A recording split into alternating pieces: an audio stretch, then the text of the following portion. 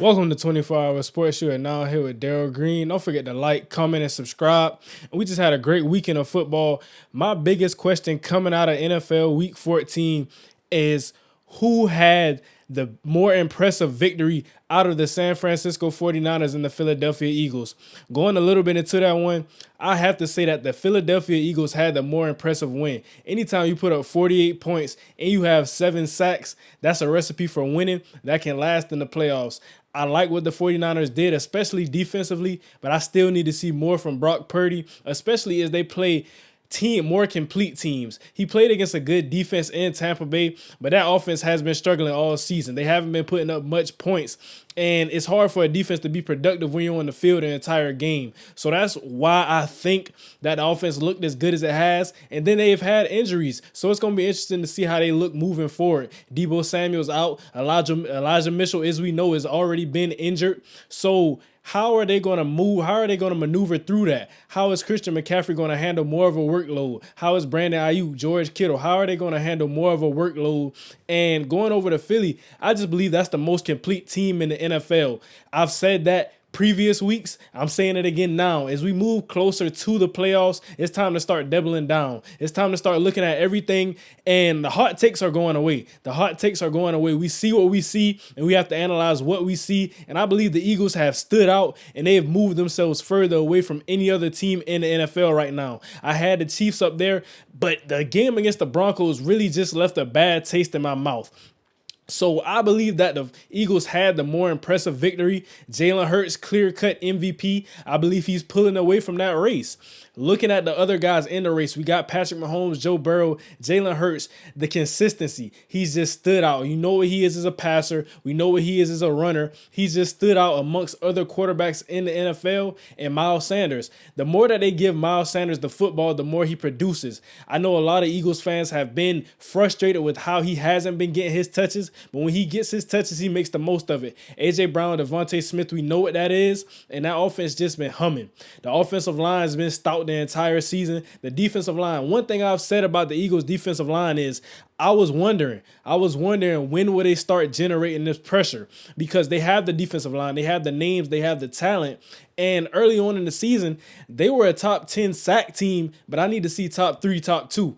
If not 1. That's what I need to see when you have these names and these guys on the defensive line, and you have the depth that the Eagles do on the defensive line. And now we're starting to see it. Currently, they're ranked second in sacks in the NFL, and it's starting to look like what I envisioned early on in the season. So I believe with the accumulation of everything in that game, the Eagles had the more impressive win. The 49ers, don't get me wrong, they had an impressive win as well. But the Eagles, they are the best team in the NFL, and there's no doubt. There is no doubt that this is the best team in the NFL right now. We have to look at who they're playing, how they're dominating. When you play an inferior opponent, you have to dominate. Other teams are not doing that. The Eagles have dominated everybody that we've thought was their competition. We thought the Vikings were their competition. They made Kirk Cousins look like nothing. We thought the Giants were their competition. They made the Giants look like nothing. So that's what I'm looking at, and that's what I see. Introducing our brand new segment coming into the channel, we have Daryl's Disaster List. This is the team that I think is the worst. This is the position group which I think is the worst. The player that I think is the worst coming out of the previous week. So right now, my number 3 team on my disaster list, I have Tom Brady in the Bucs offense. That offense has been atrocious. That offense has been atrocious the entire season. Anytime they get a semblance of a good drive, they get in the red zone, they don't get points. It's just they're not scoring. They're not scoring. Anytime you have Tom Brady on the offense and you're not scoring, him and those receivers, they're not on the same page. I see a lot of times him and Mike Evans aren't even on the same page. That's your best receiver. When you don't have a connection with your best receiver, you're in a position to have a bad offense. Going into my number 2 guy on the disaster list, I have Tua Tagovailoa. For the second week, I've been embarrassed to say Tua Tagovailoa is in the MVP race. He's not playing like an MVP. He's not playing like a team. He's not playing like a quarterback who's on an AFC contender. It's not looking good. And one thing I will say about that offense is predicated on the middle of the field. Anytime the middle of the field is not there and he's been asked to throw the ball on the perimeter, it hasn't been the same. You know, anytime we get those slant routes, those post routes across the middle, he loves that. He loves that. That's his game. But when it's anything outside of that, I'm starting to have concerns. He's not looking like the same guy that I've seen early on in the season. And I'm wondering, does that offense has to evolve? Our defense is just keying in on that. Our defense is picking up on what they're trying to do, and it's just getting stopped. So they have to evolve. Tua has to get back to what he's been doing that has gotten him into the MVP race. Going into the number one team on my disaster list, I have the Minnesota Vikings.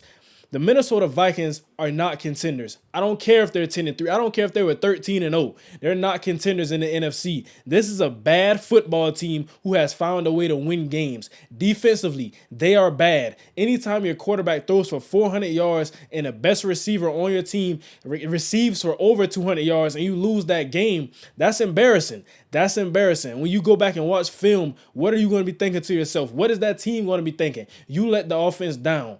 That is a blunder. That team, they just have a lot of holes on defense. And like I said, that's secondary. It's a lot to be desired in that secondary. And they don't get the pass rush that you would think with Danielle Hunter, with Zadarius Smith. They don't get the pass rush that you think they would. So that defense is number one on my disaster list. I'm not sold.